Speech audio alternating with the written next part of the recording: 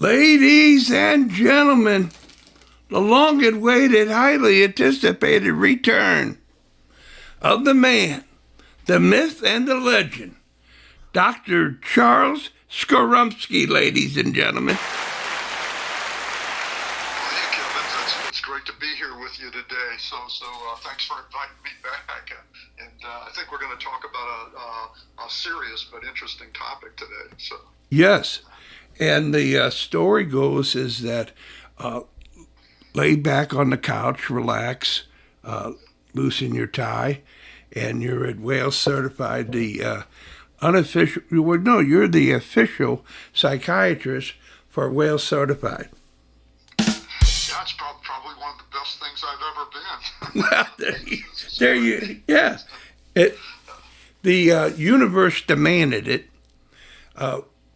Just recently, we just talked about how the goalkeeping position and being a psychiatrist, how it all rolled in. Your circle of life is unbelievable.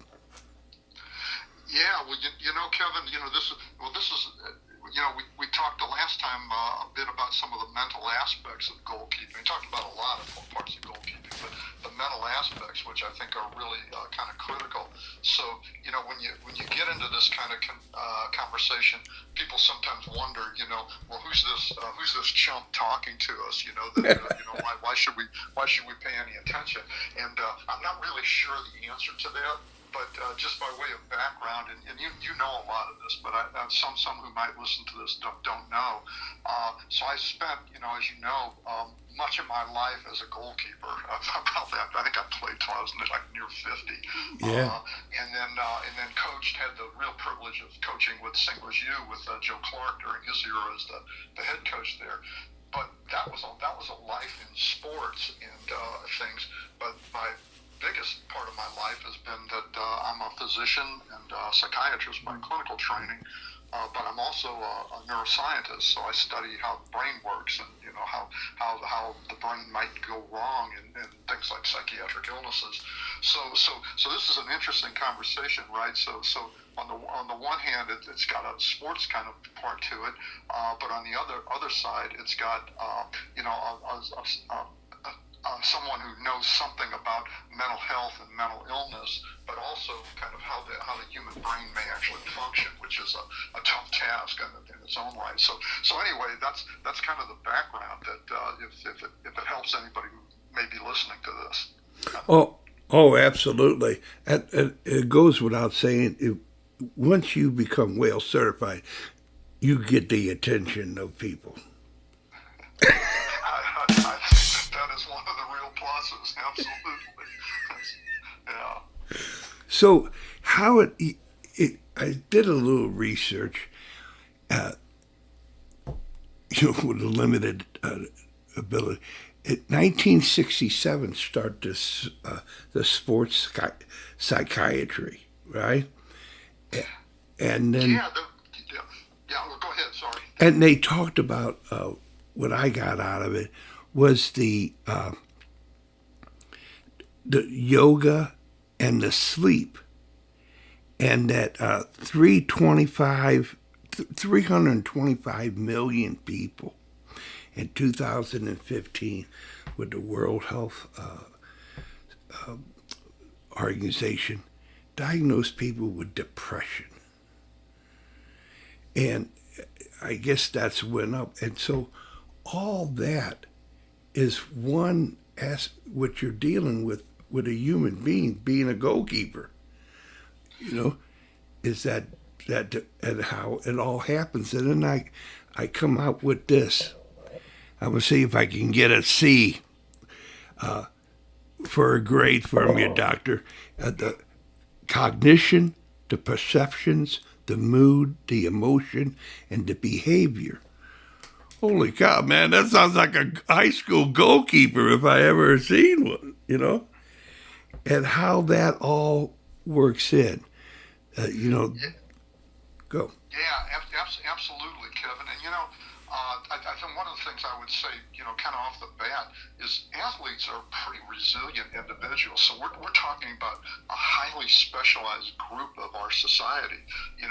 Individuals who even play at high school and certainly beyond high school. Those are really individuals who are selected for resilience. So you don't expect them, and they're going to struggle with some of the mental aspects of the games, because the games, as you and I both know, they get more intense, they get more challenging, kind of as you raise up in level, and that kind of weighs with you. So there's a mental aspect to that. What I guess I would call the acute side of it, which means the stuff here and now that you have to deal with as a player. But in addition, there are aspects of all of this that, even though athletes are pretty resilient as human beings, because they have to live through the ups and downs of playing, winning, losing, getting injured, other things like that, it does take its toll on a number of individuals. And really, that's not to be unexpected, given that individuals' psychiatric issues in our population, and kind of as you were alluding to, depression and things like that, these are really common illnesses. So every one of us that lives and grows to adulthood, we've been around psychiatric illnesses, and I can say that with extreme confidence, because the illnesses are too common for that not to be the case. And sometimes the illnesses are within ourselves as players and whatnot. So these are all aspects of trying to help people to function and athletes to function. Yeah, if that makes sense. Yeah. Oh, I'm getting dollars. I'm changing quarters into the dollars, paper money. Okay. I just, so you know, the quality of the sound is a lot better now than it was. So I have to inform you of that, under full disclosure. But that this, when we talk about hey, you got to be mentally tough, forget about anxieties, in the sports world. And that's the stigma. And that's why it was so enlightening to have met you again, to say that this, hey, we could wipe away the stigma and really get into it. And then I tell you, I get, nice being goosebumps, but I get kind of irritated when people talk about just the mental side of the game. The mental is all sides, man. I mean, it's everywhere. The whole, yeah. And and the mental is a physical. The physical is a spiritual. The spiritual is a mental, physical. The PMS, it's a real thing, man. Yeah, and this aspect, that athletes are generally physically healthy individuals, right? They're fit, and God, soccer players, when if you play for any period of time, they're very fit, physically fit individuals. But the game, as we've talked about it, does play on individuals. But one of the things I would emphasize, and I know we've spent a lot of time talking about goalkeepers, because I think that's an important aspect of what your background is and my background. And the one of the first inclinations is that goalkeepers are kind of oddballs. I mean, we've talked a little bit about this. They're the two players on the field that can use their hands, so they're different than most other players. But at the same time, so people say, well, goalkeepers are just kind of weird individuals. But the truth is, the mental aspect of the game affects the field players every bit as much as it affects the goalkeepers, and it's really a matter of how people deal with all of it. I mean, you mentioned the anxieties. And you and I have been around some really good players and played in some big games. And if you've ever been with good players at big games, they are one anxious gang of individuals. They are edgy. You know what I mean? Oh, yeah. It's all over the locker room. I mean, they're edgy as the devil, and and some people deal with it in different ways. Some just talk too much. They're boisterous and everything like that. That's how they deal with it. But others, and I think particularly the goalkeepers, tend to be more introspective in thinking about kind of what they have to do. But that's a generalization and not true of all goalkeepers.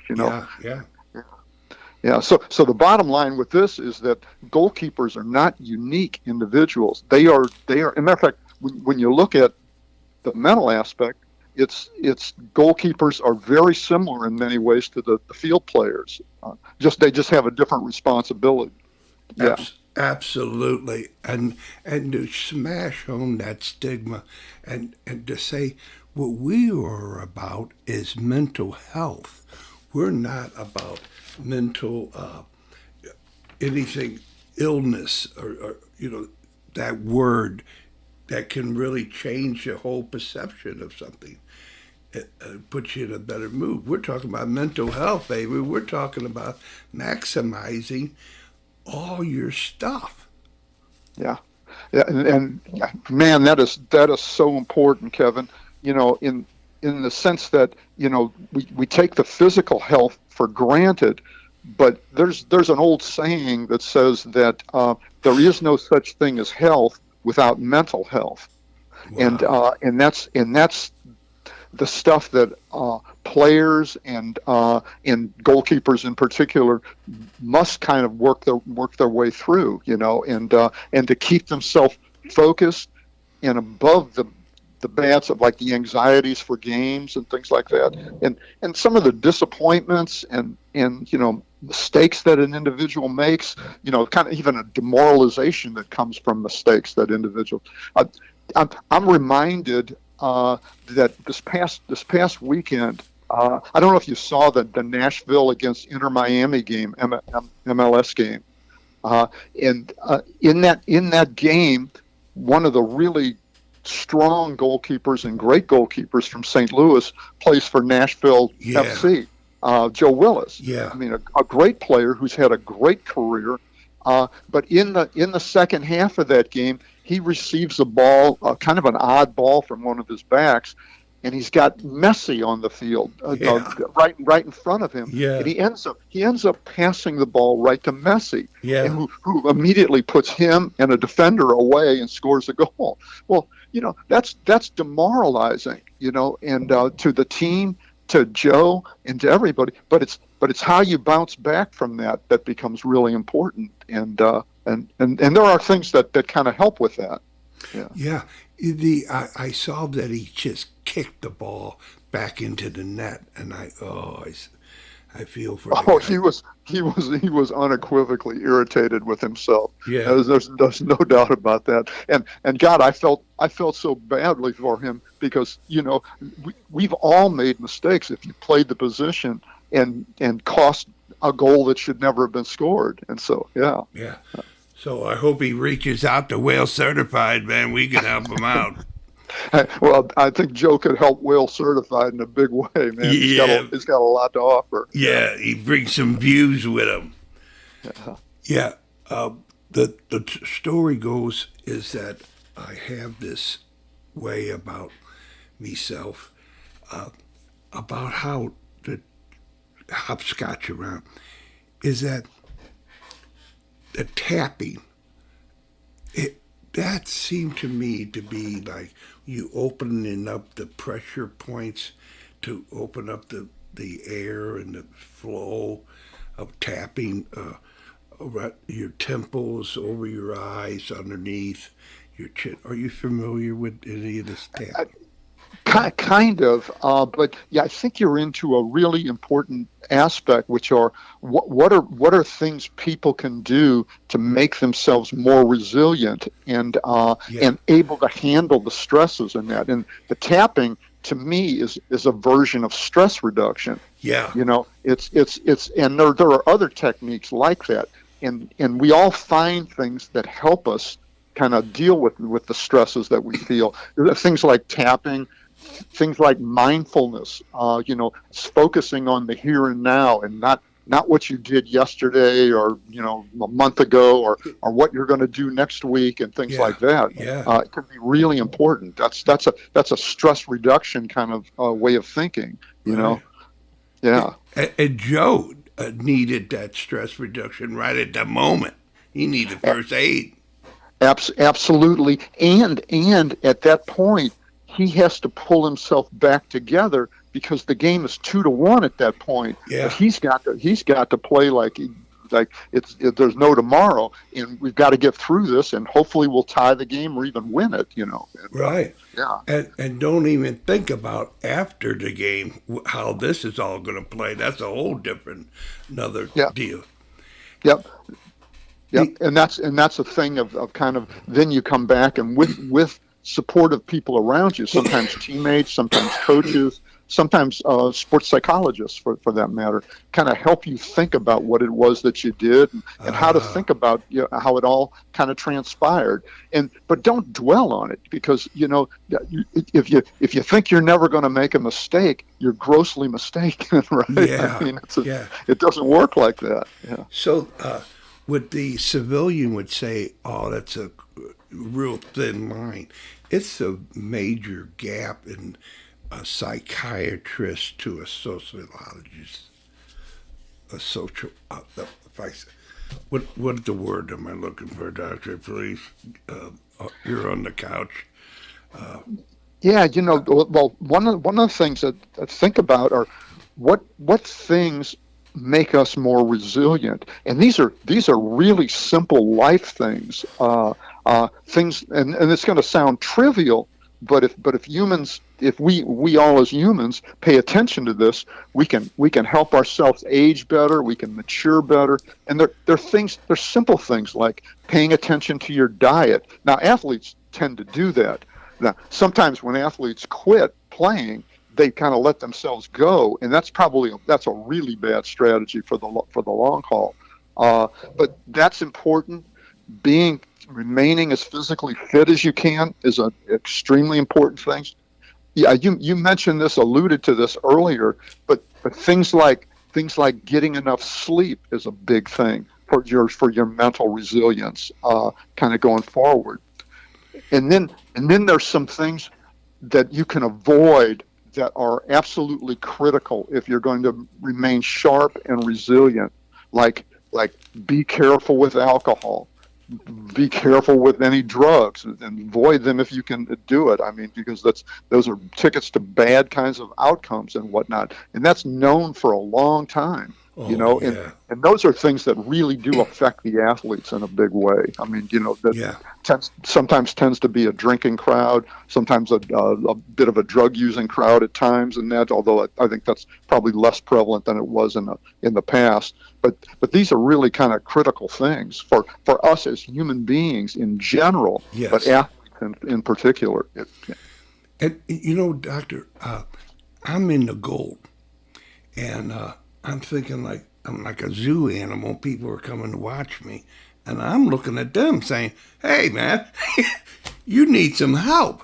The fans, the parents, the coaches on the other team. You say, "My God, man, this is a game. The beauty, the art, and science.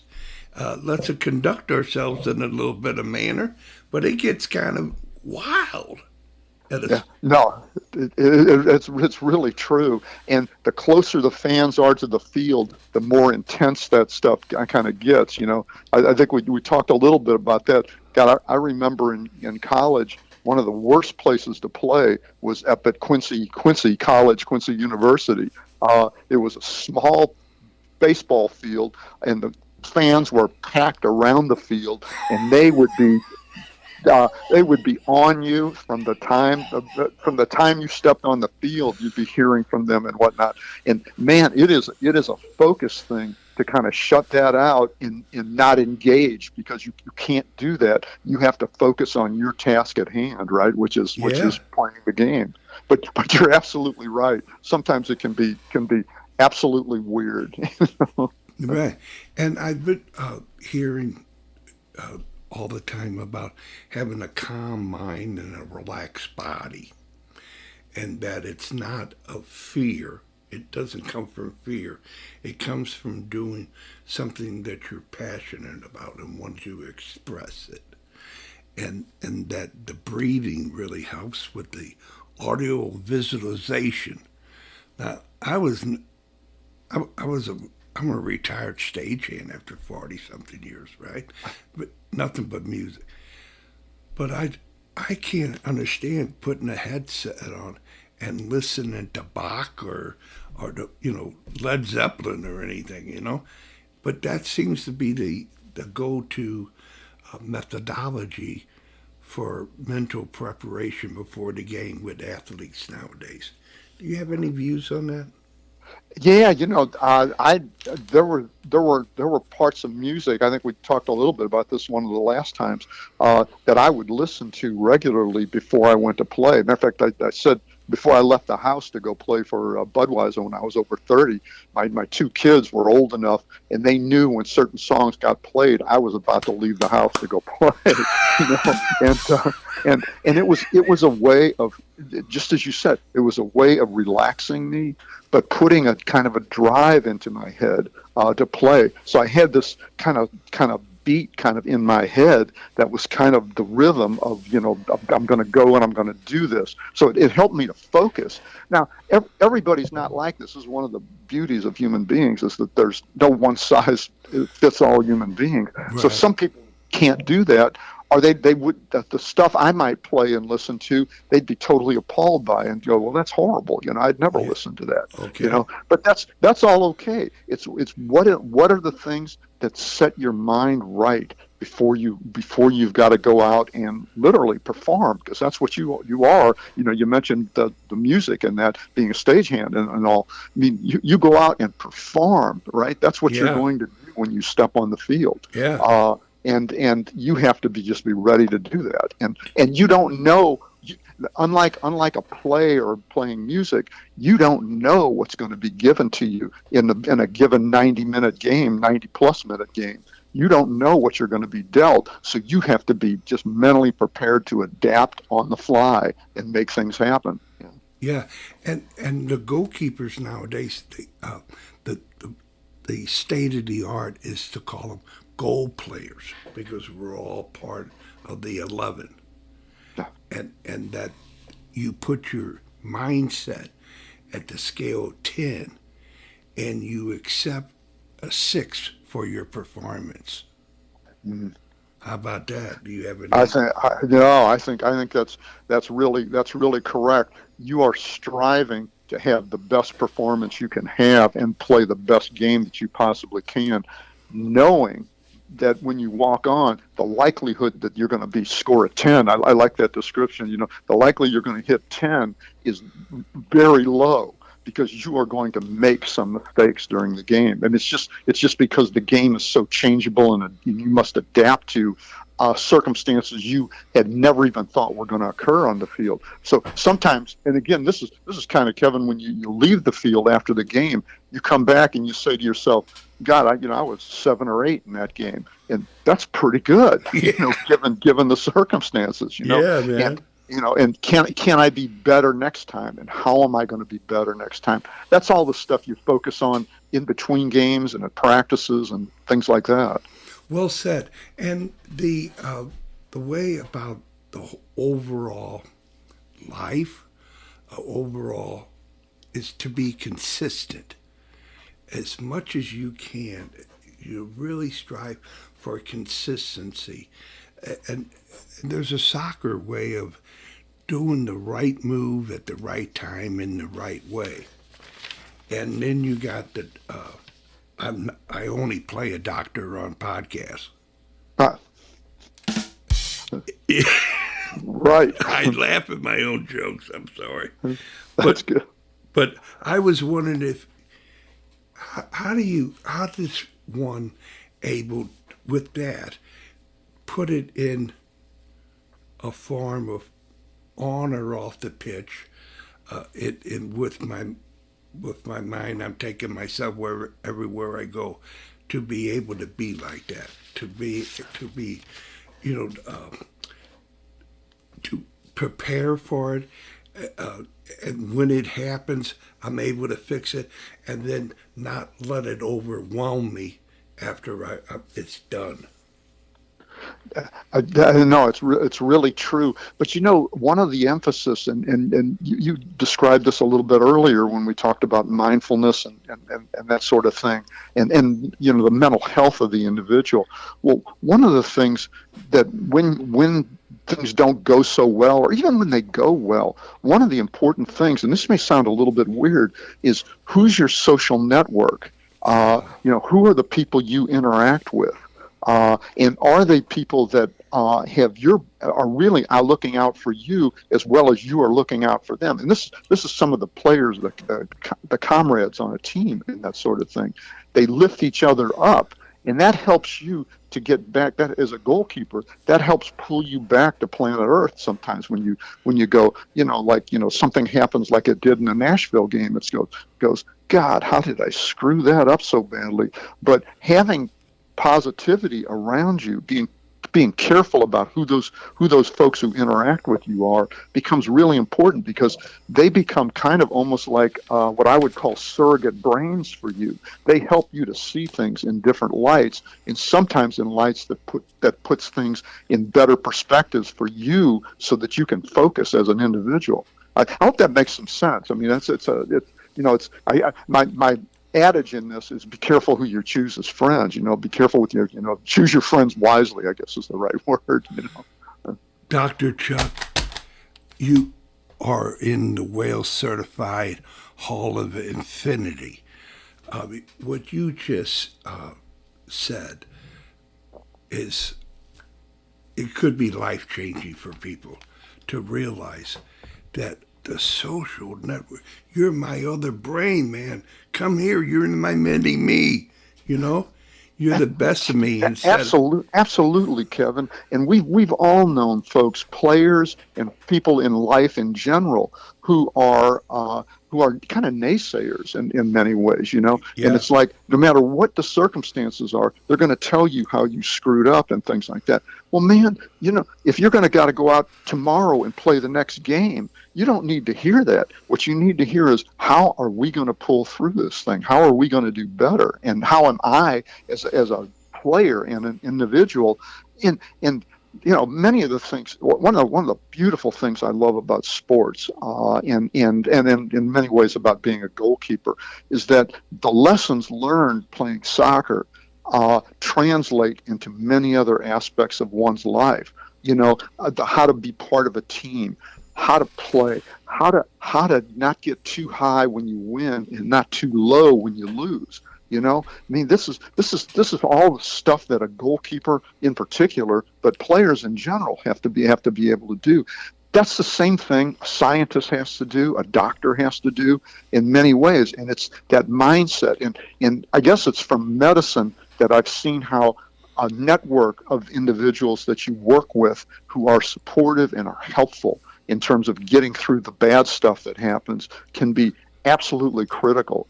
And I really recognize that sometimes in retrospect to the players that I was around. I had some great people around to pull you through, to turn to your friends to help you pull you through, right? A Jackson Brown line.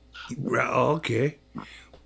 The story of that poor me syndrome is that you say, poor me, pour me another drink.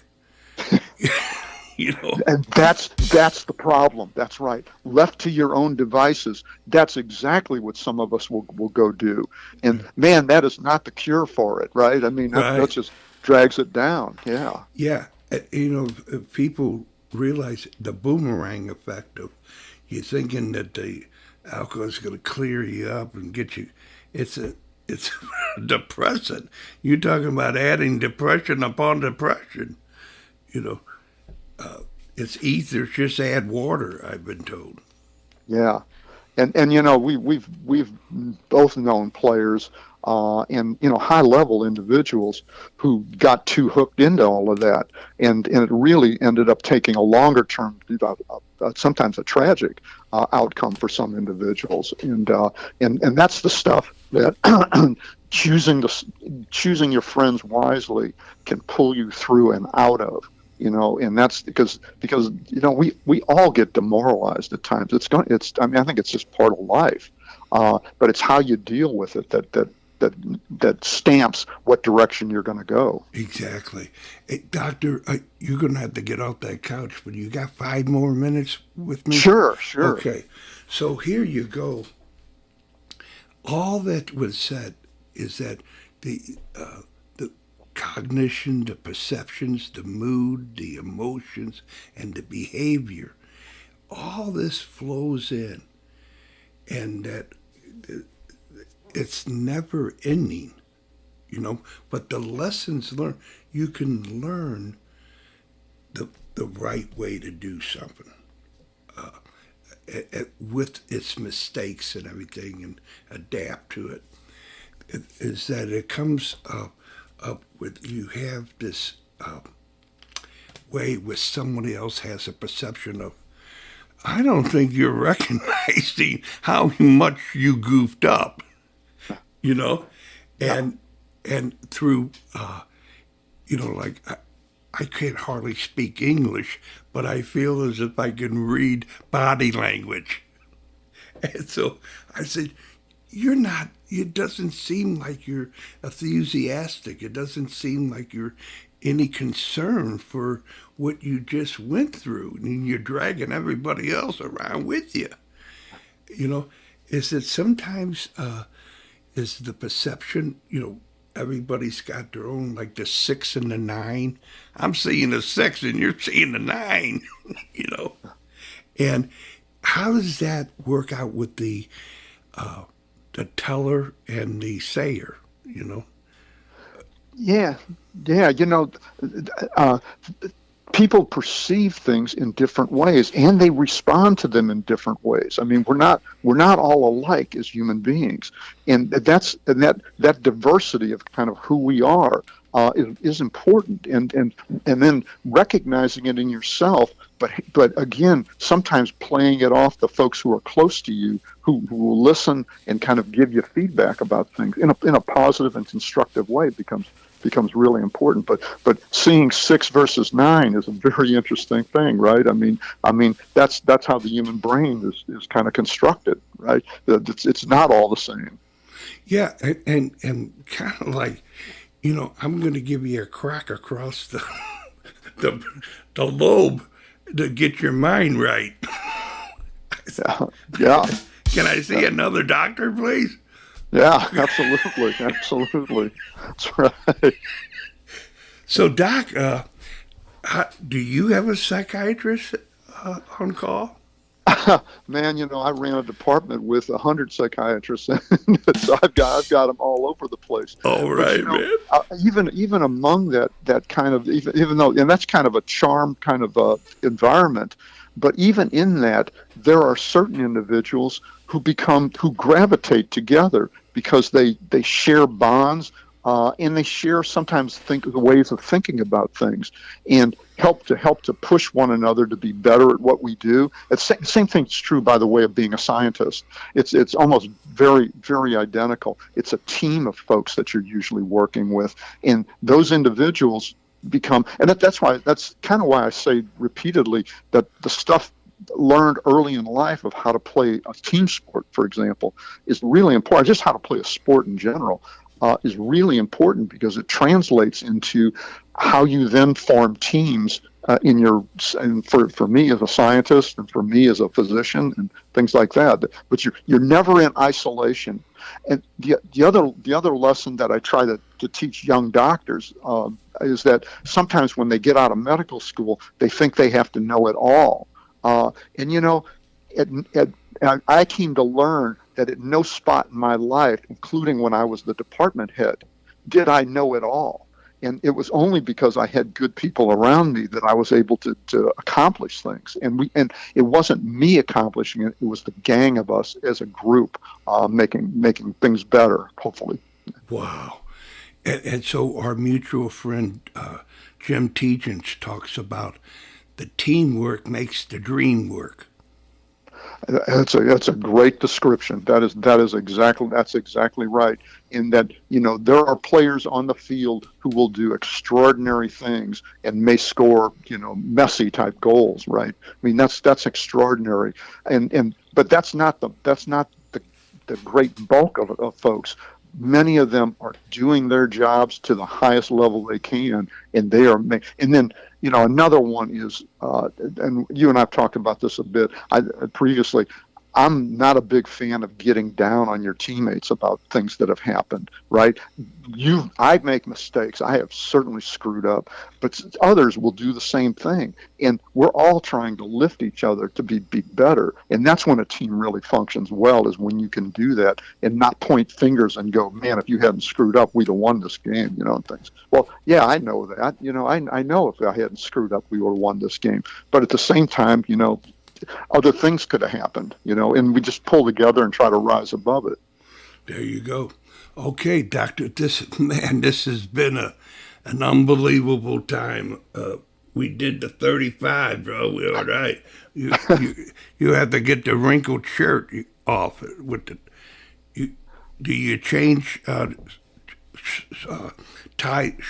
shirts and ties throughout the day, Doctor? No, man, I'm here for the day, man. One size fits all through Wednesday. All right. Well, as is custom here at Whale Certified, I change hats though. I do about 3 or 4 different jobs. So right. The hats get changed, nice. but the outfit stays the same. Beautiful. So it's a custom here at Whale Certified to say, Doctor, whatever you want to say to who you ever want to say it to, for as long as you want to say it for. Yeah, well, Kevin, I always appreciate that, and I think this is a great way to wrap up your show, because in sports, there were folks. I've talked about Joe Clark. I've talked about Denny Hattigan, folks like that who were really close friends as players. Later in my career, I got the chance to play with Denny Vanager on Budweiser. Yeah. And Denny was just a great person to interact with, and was always supportive and never accusatory. I mean, what great people to be around. And then I've had versions of those same kind of folks in medicine and science. And it's recognizing that certain individuals are going to be good for you to interact with because they have your best interests at heart, and you've got their best interests at heart. And that's a fun experience, and it's probably one of the best things of life. And then I'll mention one other, folks. I talked about positive social relationships and kind of what they mean. Probably one of the biggest ones is my wife Teresa. She's seen me on the ledge, on many things, and one step removed from the ledge, and pulled me back on many occasions back to planet Earth and things. And so that's what I mean about the positive social networks. They become every bit as important as the training and the work you go through to be a player and things, and to be doctor and to be a scientist for that matter. Well, you gave me goosebumps, man. What a beautiful life you have with the beautiful wife and the wonderful children. Dr. Judge Newsham has your boy in front of court every once in a while. Yes, he does. That was the most hilarious day in my life, is when son Eric comes home and tells me about meeting John Newsham for the first time, and then having a conversation about that Ramsdale team that we played on and stuff. Man, that just blew me away. And my kid just shakes his head and he goes, man, I just can't get away from you. He says, and he says, in St. Louis, he says, most people don't know you're a doctor. They don't know anything about you. But as soon as they start talking about soccer, there's a whole cluster of folks who know something about you. Yeah, buddy. All right, then. So thank you again, Doctor, and the best to the Billikens. Oh man, absolutely. And how about another national championship for the Billikens, man? That's something we're all looking for Kevin Kalish and the gang to pull together. All right, then. So the best to you and yours, all right?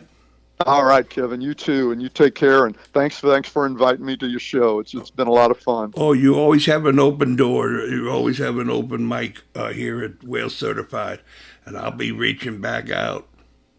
All right, Kevin, take care. Bye-bye.